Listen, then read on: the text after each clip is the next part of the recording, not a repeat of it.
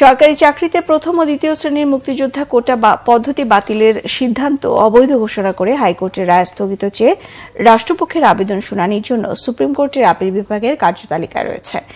প্রধান বিচারপতি ওবায়দুল হাসানের নেতৃত্বাধীন আপিল বিভাগের নিয়মিত ও পূর্ণাঙ্গ বেঞ্চের কার্যতালিকায় আজ শুনানি হতে পারে।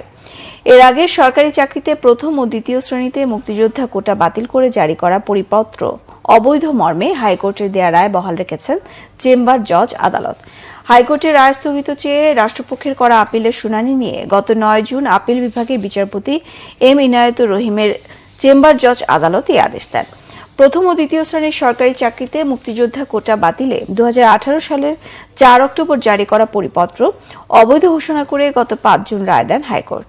ফলে সরকারি চাকরিতে 30% মুক্তিযোদ্ধা কোটা বহাল থাকবে।